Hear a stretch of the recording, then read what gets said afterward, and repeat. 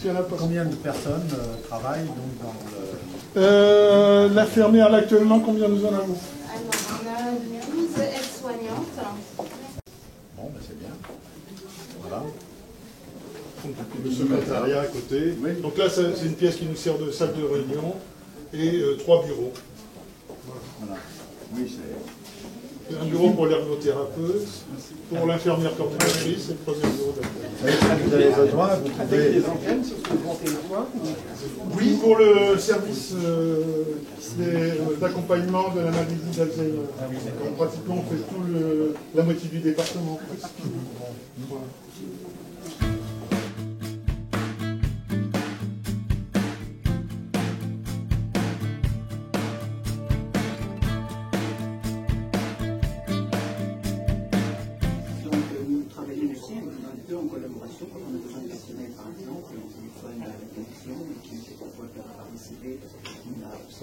Par moment, on a développé ce métier est excessivement difficile. Hein. On pense qu'en effet, ça paraît tout simple, mais en réalité, les médecins souffrent beaucoup parce qu'elles prennent de plein fouet tous les problèmes des familles.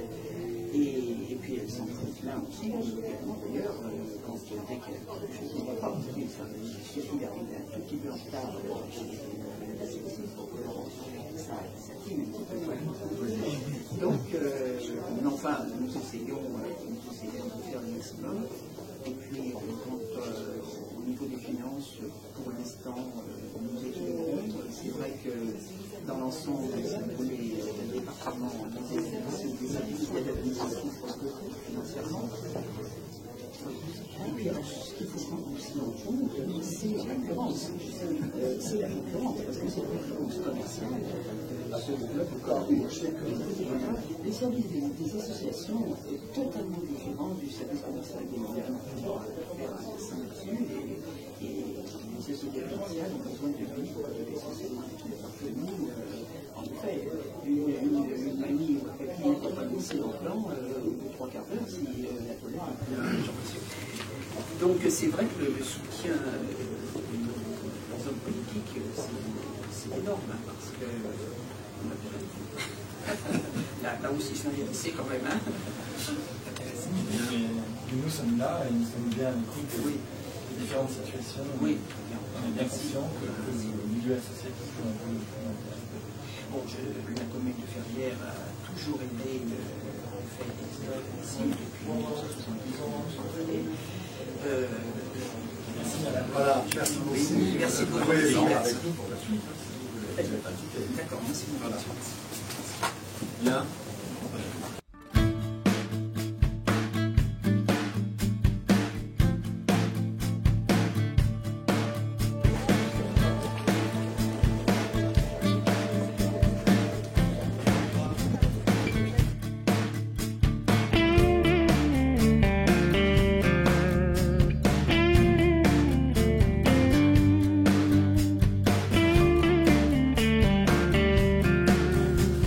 C'est au départ de Gérard Delorion, notre dentiste, qui commençait à trouver le temps long parce qu'il attendait la retraite avec et puis donc on s'est mis à la recherche d'un remplaçant.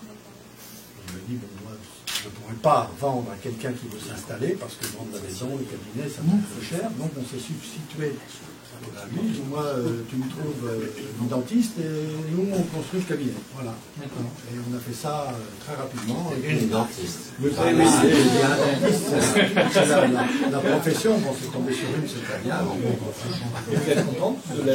Ah oui, bien sûr. Voilà. Peut-être qu'on installe un deuxième. Il n'y a pas la place pour mettre sur le feu. S'il faut agrandir à côté, ça serait très bien. Bon. Il n'y avait pas la place pour les 2 sièges, on avait vu ça. Non. C'était un petit peu short. Ouais. Donc là, ça y est, la clientèle maintenant. Oui, il est fidèle. Donc, on a recruté tous les patients qui se on a même des nouveaux patients qui viennent. On a trois dentistes qui viennent vers nous. La plupart de ces patients.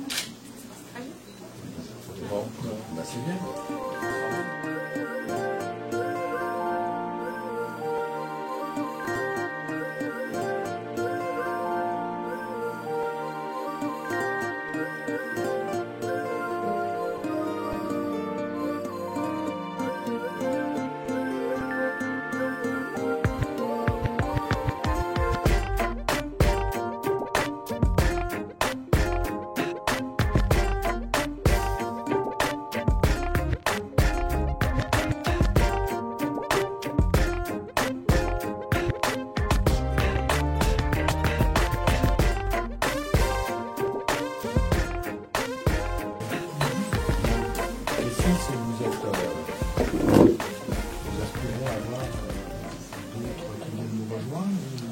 Pour le moment, ça va, vous arrivez Vous répondez aux besoins.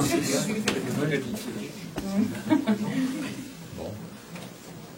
Alors, vous avez beau locaux, c'est... Ah ben oui.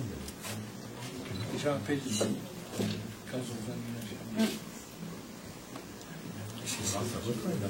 Il parle, les gens ont des infirmières à qui on était bien investis. On a un secteur, on a chacune notre secteur. Chaque.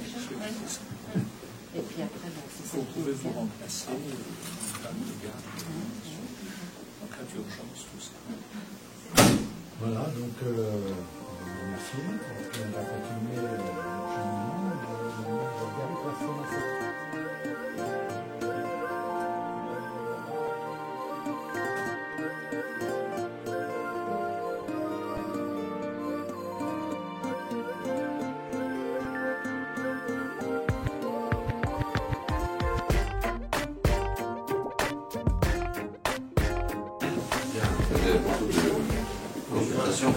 Ben, moi j'ai démarré à temps plein l'année dernière, donc là ça commence à se développer.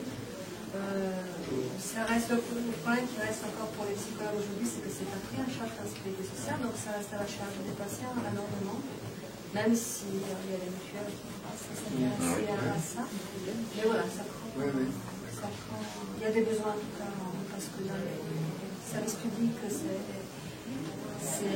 plein, il n'y a plus de place pour recevoir, il y a des expectantes, donc ça permet De plus en plus d'enfants, j'ai l'impression. Il y a des enfants. Vous en avez beaucoup dans votre clientèle. Là, aujourd'hui, c'est entre la moitié et trois quarts. Après, ça peut changer à un moment, mais qui viennent de l'initiative des parents. des enseignants, des parents aussi, conseil de l'école.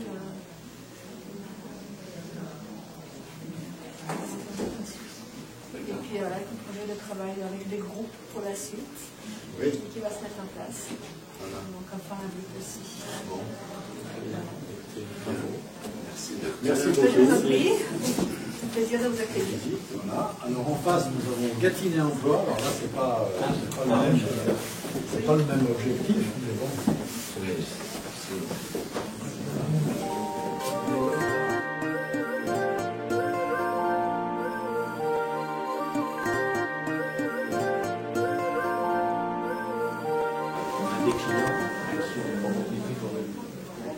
Des heures de travail, donc ça peut être du ménage, ça peut être du jardinage, ça peut être du bricolage. Donc on envoie nos salariés chez ces clients à qui on fait une facture, on règle la facture et nous payons les cotisations sociales, les salaires, les congés, ces choses-là. Nous avons aussi parmi nos clients les collectivités locales, des associations, le panel est grand. On a un secteur qui est aussi assez grand, puisqu'on va de Courtenay jusqu'à Bellegarde, en passant par Porte-Verrières, une partie de l'agglo de Montargis, et donc Château-Renard, c'est nos collègues de SEG qui sont eux sur Châtillon-Coty. Quels sont vos liens avec Pôle emploi? Alors Pôle emploi, c'est un partenaire. Un partenaire? Oui, avec qui nous travaillons obligatoirement, puisque pour avoir des agréments, envoyer des salariés dans une entreprise, on peut avoir un agrément Pôle emploi. Donc on a un partenariat avec eux, puisqu'on a un référent avec qui on travaille régulièrement. On a aussi un agrément conseil général pour traiter les RSA avec des objectifs aussi, bien sûr. Mais là, c'est quantifié dès le départ, c'est-à-dire qu'on prend un certain nombre de RSA et que l'on accompagne pendant tout le parcours dans notre association. Le financement, vous avez un financement propre d'une part, et alors après on se finance à 92%. D'accord. Nous sommes autofinancés justement par la vente à nos clients. On reçoit de subventions des communautés de communes et puis aussi sur une aide au poste pour la CIP. Financé une bonne partie. Donc nous notre démarche elle est douce, c'est qu'on doit trouver les clients et les salariés pour mettre en face au poste. Et la problématique là, c'est en ce moment, les salariés qu'on a du mal à trouver ou on a beaucoup de mal à trouver des salariés. C'est-à-dire que nous, on ne propose pas des contrats ou des militants. C'est-à-dire que les personnes que l'on va recevoir, on va les faire travailler qu'au début quelques heures pour essayer, puis petit à petit, bon, on va faire monter la machine. On a une problématique, je pense, dans tout le secteur, c'est la mobilité. C'est-à-dire que beaucoup de nos salariés, s'ils n'ont pas de véhicule, ça va être très difficile pour eux de trouver du travail. Donc, et comme nous, nos missions, elles sont partout dans les communes autour, c'est la grosse problématique. Donc déjà, on ne peut pas prendre des gens qui n'ont pas de véhicule, ou qui ne peuvent pas se déplacer. Quelqu'un qui touche les indemnités pour mettre les pieds dans le plat, donc quelqu'un qui touche les indemnités de chômage. Oui. Vous lui proposez de faire 4 heures, 6 heures par semaine. Oui. Qu'est-ce qui se passe? Il a la rémunération crédit d'emploi et le complément par emploi. C'est ça. Donc, au total, il perçoit plus que s'il reste au chômage. Pas forcément. C'est ça le débat. Et donc, c'est encourageant. C'est ce problème. Hein. Voilà. C'est qu'il faut que... Non, si quelqu'un accepte de faire 6 heures de travail, il faut qu'il gagne plus que s'il reste au chômage. Voilà. C'est tout à fait ça. Sinon, il se dit, voilà. Pourquoi je vais travailler alors que je gagne? Bien sûr. C'est pourquoi je pose cette question précise. Pourquoi on n'a jamais donné ça d'abord? C'est pas faute de le dire. L'avantage, ça prolonge. Oui, ça prolonge sa durée de chômage. Sans compter qu'un salarié qui va aller travailler, il va avoir des frais. Il va avoir, bien sûr. Même l'inverse, il y a un système d'encouragement sur les premières heures au-delà de... Oui, bien sûr. Pour engrainer le système. Bon, bien. Merci beaucoup. Non, mais nous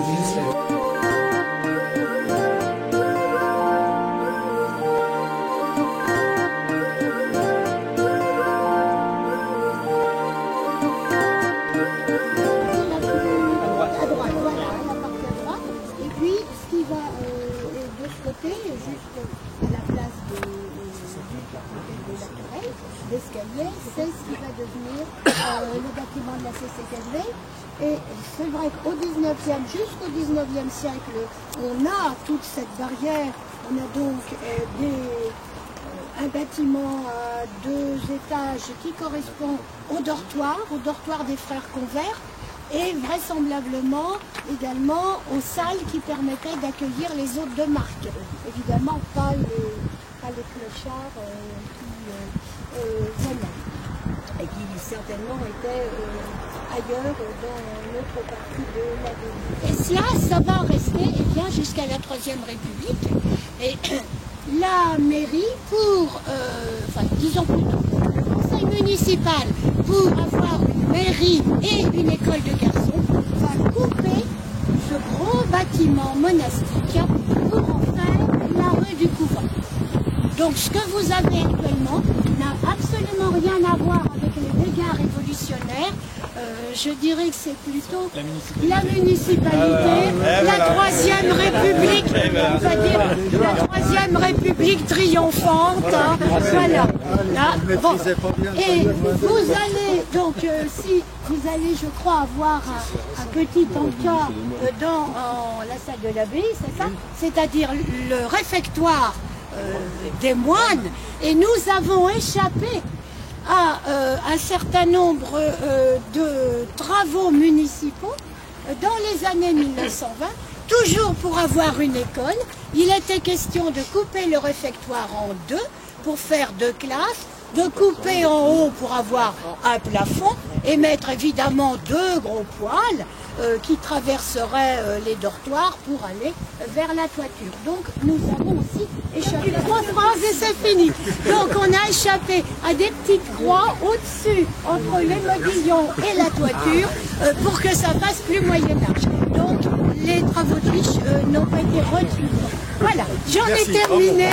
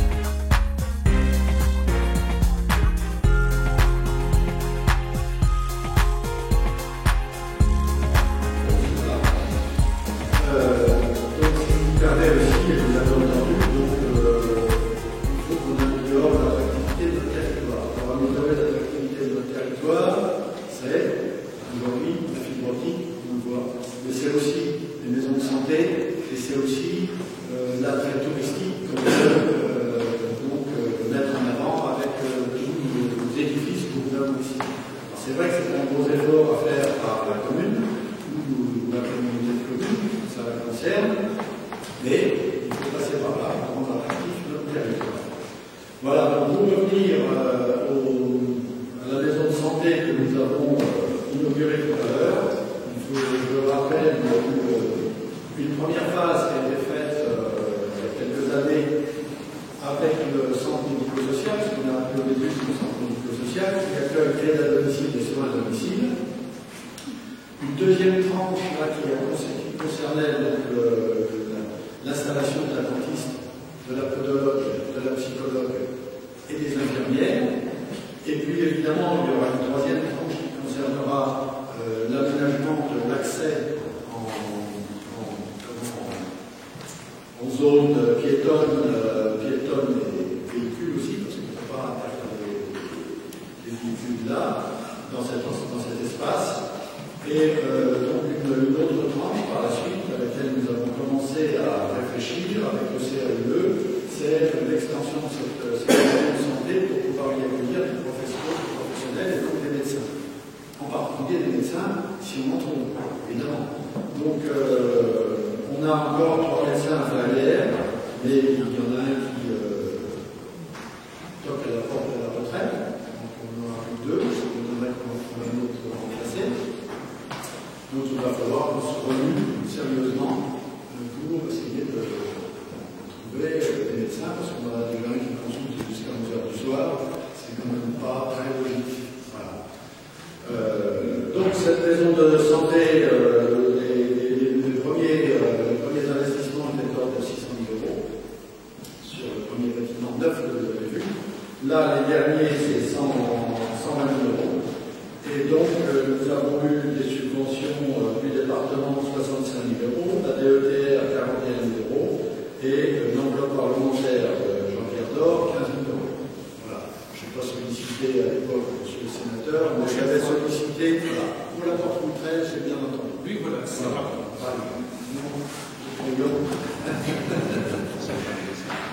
Donc je voulais vous remercier pour ces aides. Alors pour les ravalements du bâtiment Louis XIII, les travaux sont 71 000 €. L'entreprise ROC qui a fait les travaux, l'architecte c'est Foucault et la SPS c'est Dalio.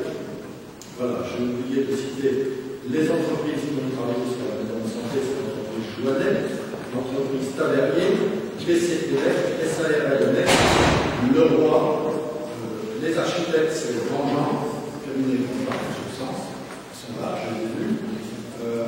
Donc ensuite, SPS Daleo, encore, et la cour extérieure par Monier Nicolas. Les ravalements d'anciennes hôtelleries, là où l'autre de la CCKV actuellement, donc les travaux c'est 67 000 €, je vous fais grave les chiffres après la virgule. Aussi c'est l'entreprise ROC, c'est le même architecte, c'est la SPS Daleo. Et là, nous avons une subvention aussi du département de 11 185 €. Et puis donc, les dons via la Fondation du patrimoine. Merci à la Fondation du patrimoine. J'espère qu'on arrivera à mobiliser d'autres donateurs, parce que pour le moment, la MMS ne prend pas trop, malheureusement. Donc, on va réactiver un peu la communication sur ce sujet de façon à pouvoir compléter les dons de façon importante. Voilà, bah écoutez, je sais que vous êtes pressés par le temps, donc je ne vais pas parler plus longtemps. Merci à vous tous, merci à toutes celles et ceux qui ont travaillé pour ces biens municipaux, ces biens communautaires même, dans le cadre, comme je l'ai dit tout à l'heure, de l'attractivité du territoire. Merci à vous.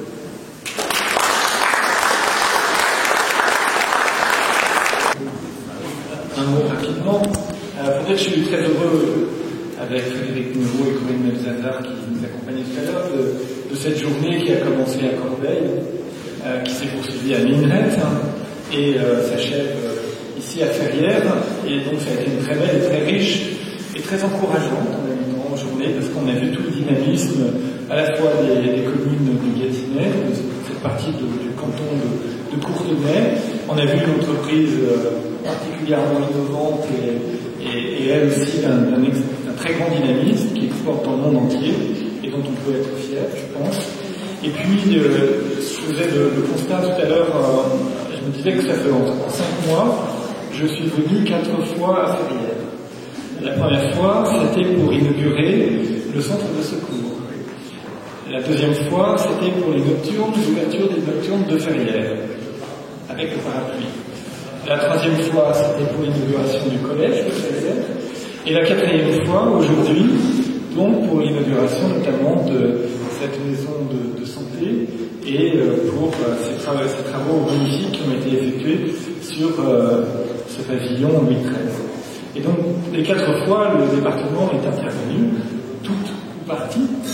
Et donc, je suis particulièrement heureux, et c'est très agréable, d'autant plus que c'est surtout mon prédécesseur qui a fait tout ce travail. Mais je suis très heureux de venir en tant que nouveau président du département, une fois de plus à Ferrières, pour des réalisations et de belles réalisations qui ont été soutenues par le département. Alors, je pense que la prochaine fois que je viendrai, et je ne viendrai pas venir prochainement, ça ne sera pas forcément pour une inauguration ou parce que le département du Loiret sera intervenu financièrement, parce qu'il doit aussi intervenir dans d'autres parties de son territoire. Et donc, en tout cas, bravo aux élus de Ferrières, bravo à toi, monsieur le maire, pour ce dynamisme et pour toutes ces belles réalisations, toujours au profit de nos habitants, et c'est ça le plus important. Merci.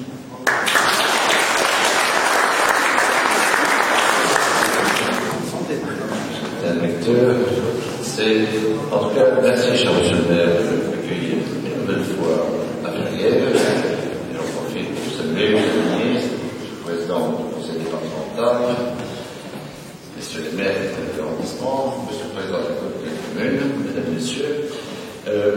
J'ai écouté avec attention votre présidente de l'Office du tourisme, que je vois bien en face, et je comprends mieux pourquoi vous vouliez la faire taire tout à l'heure, parce qu'elle dénonçait tous les travaux municipaux qui me donnent des subventions. Moi, ça m'intéressait, donc n'hésitez pas à me dire des choses pour l'avenir.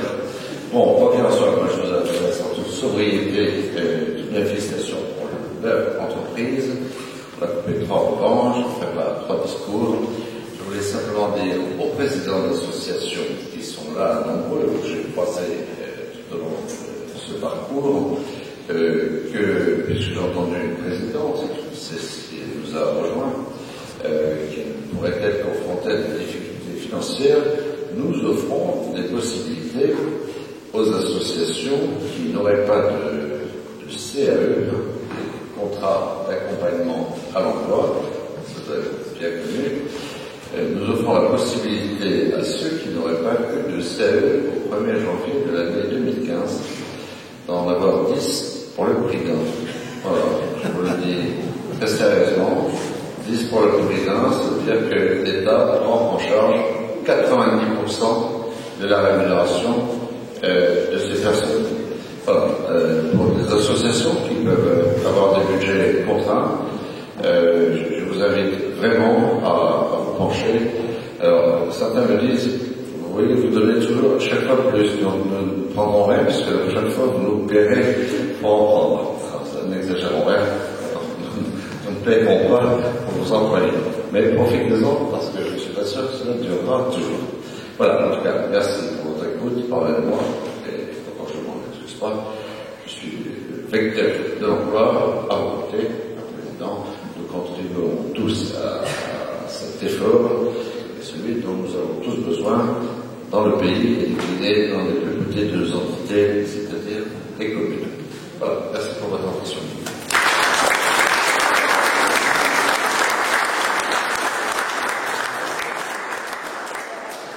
Bien, je vous invite